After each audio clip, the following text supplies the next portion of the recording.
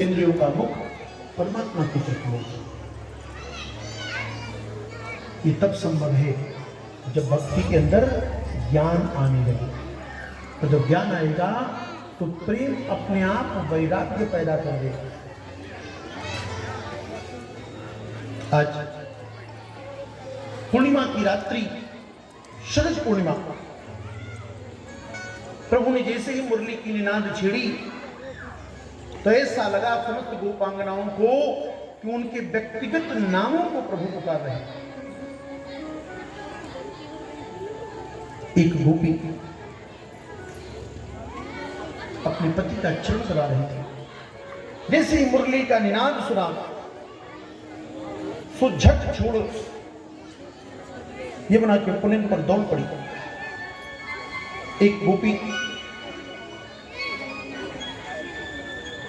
गाय दूह रही थी। मुरली की निनाद सुनी सो गाय दूहना छोड़ दिया। गाय दूहने के लिए जो पात्र ले रखा था दूध का वो भी गिर गया।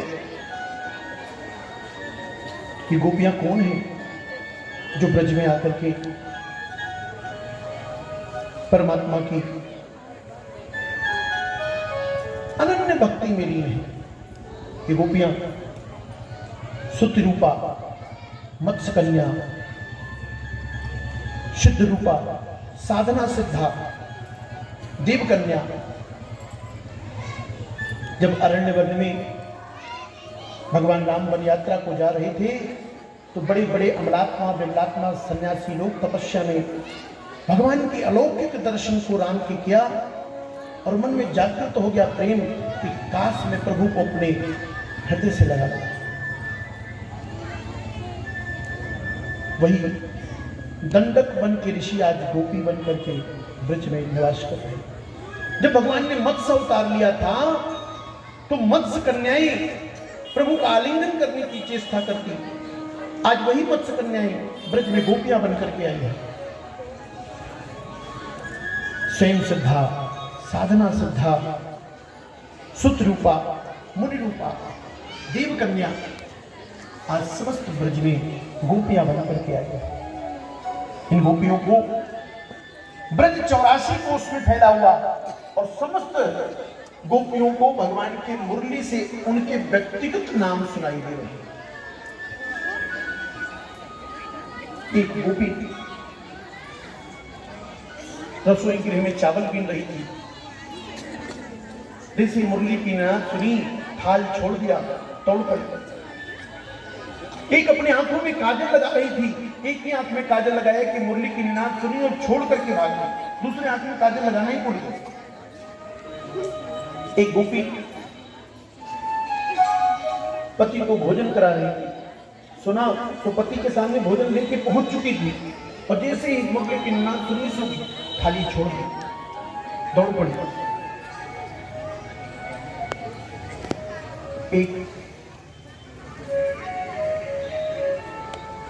एक गोपी अपने पति का सर दबा रही थी, सैन कर रहे थे। मुरली की निनाद सुनी, जैसे ही गोपी झट खड़ी हुई उसके पति ने द्वार बंद कर दिया। क्योंकि स्वामी शरीर को रोक सकती हो, मन तो कृष्ण के चरणों का ही प्रेमी है। योग आदमी से अपने शरीर को जला करके नष्ट कर दिया और दिव्य आत्मा के रूप में खिड़की से निकल गई। जैसे ही देखा प्रभु ने कि जिस दिशा पर दृष्टि डालते उसी दिशा से हजारों गोपियां चली आ रही हैं। हजारों गोपियां आ रही हैं। उन गोपियों को देख करके प्रभु मुरली की नाद छेड़ी जा रही है। जब सारी गोपियां आकर के इकट्ठा हो गई, एकत्रित हो गई, तो गोपियों को देख करके प्रभु मुस्कुराए और मुस्कुरा करके कहते हैं कि स्वागतम वो महाभाग मृयम किम करवाणि वह बजश्यामयं कश्चित् ब्रूतागमन कारणम। स्वागतम देवियों। जब स्वागतम सुना तो सब समझ गए कि नहीं हम ही को बुला रहे थे, हम ही को बुला रहे थे। केवल अपनी सुध थी। जब भगवान ने कहा स्वागत देवियों, जब देवियों कहा तो चारों तरफ दृष्टि डाली तो देखा अनेक गोपियां, अनेकों गोपियां आ रही। भगवान कहते कि स्वागत है, आगमन का कारण क्या है आपको? ऐसा सुना तो गोपियां स्तब्ध रह गई। आधे श्लोक में भगवान ने स्वागत किया है और आधे श्लोक में कहते हैं कि भूता यहां आने का कारण क्या है आपको? अब तो गोपियां स्तब्ध रह गई, कोई कुछ कर। प्रभु ने कहा आखिर आई क्यों? अच्छा, इसलिए आई कि तुमने यमुना के पुलिन पर ये रात्रि में सुंदर चंद्रमा के दर्शन नहीं किए थे, अब कर लिया ना। रजनीशा घोर रूपा पुरसत्वा निवेशितः प्रतियात प्रजम्निहं स्तेहं स्त्री सुष्मध्यमः।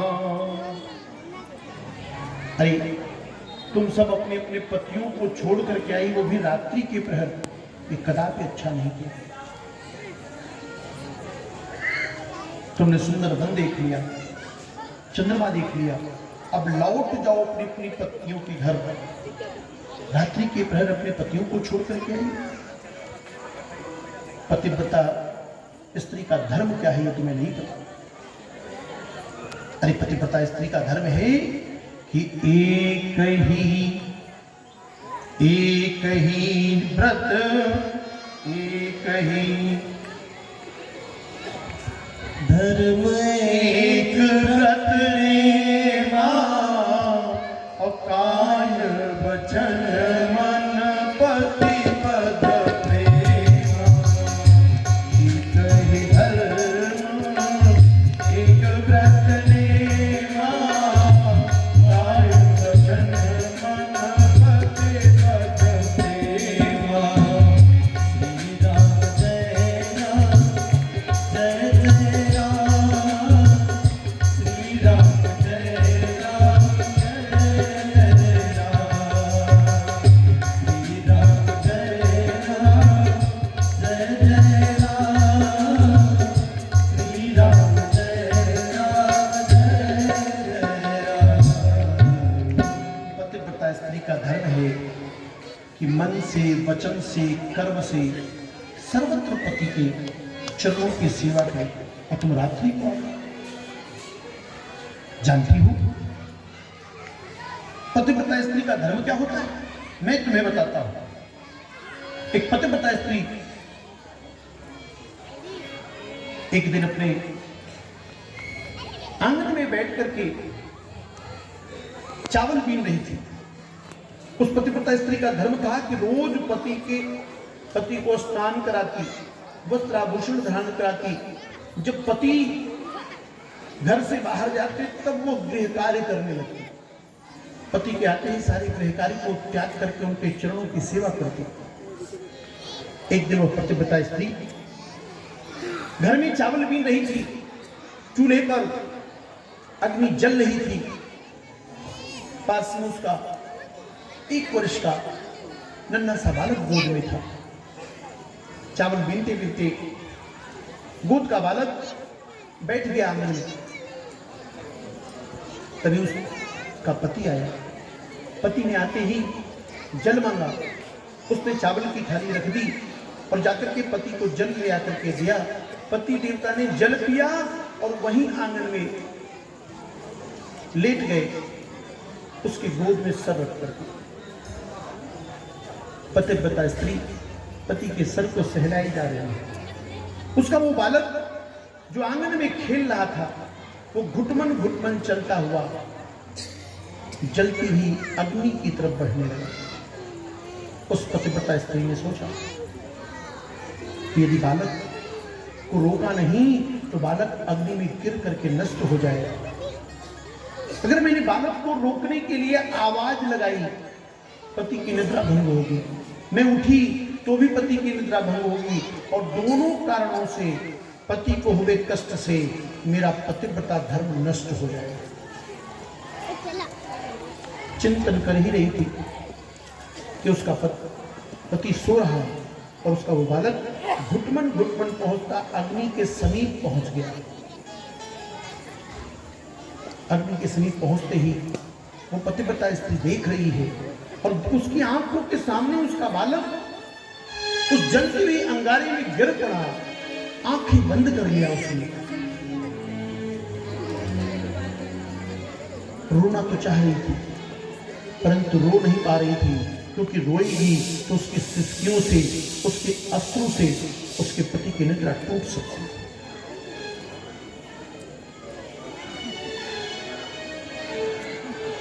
घंटों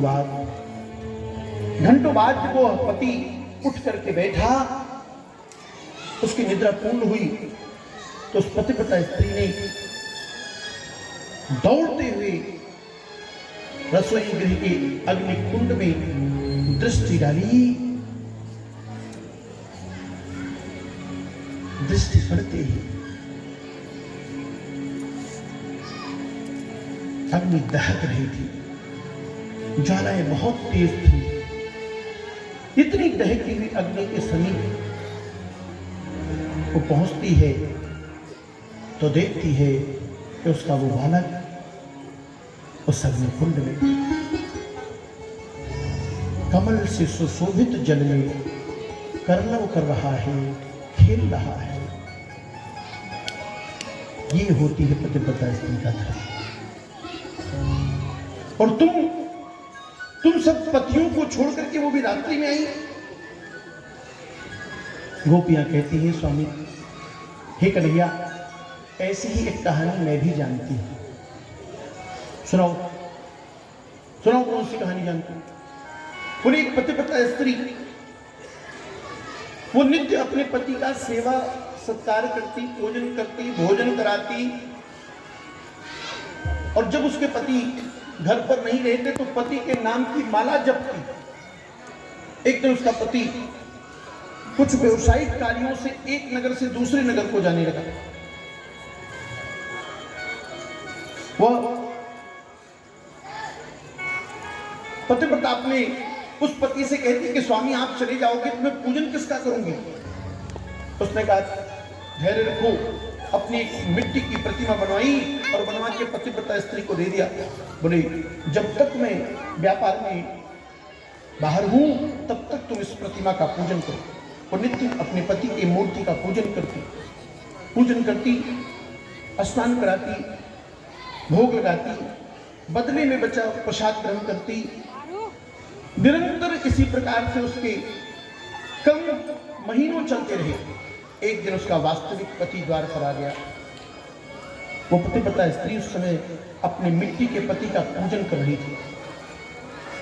द्वार पर वास्तविक पति ने द्वार को खटखटाया, आवाज लगाई।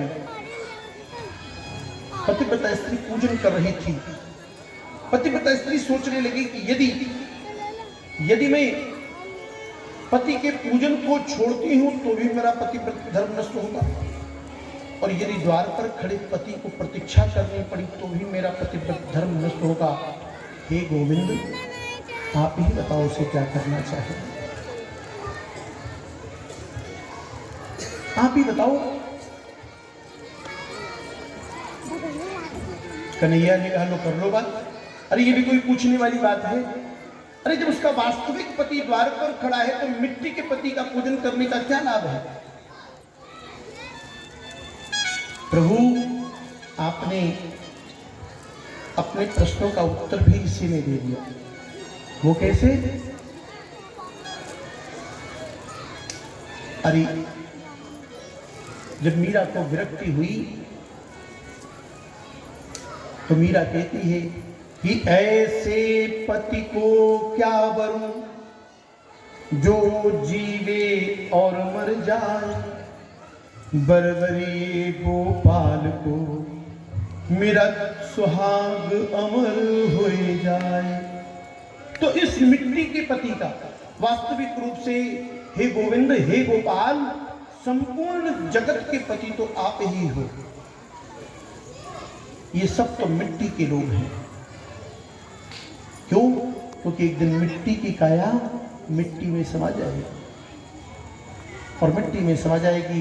इसलिए हे प्रभु, जो आपने कहा कि उसके वास्तविक पति आ गए हैं तो मिट्टी के पति का त्याग कर देना चाहिए, तो हम सब ने भी आज वही किया है, अपने अपने मिट्टी के पतियों का त्याग करके अपने वास्तविक पति के पास आए। भगवान ने ऐसी निष्ठा देखी, ऐसी निष्ठा के आधार पर प्रभु ने उन गोपियों के साथ भगवान ने नृत्य करना आरंभ कर दिया।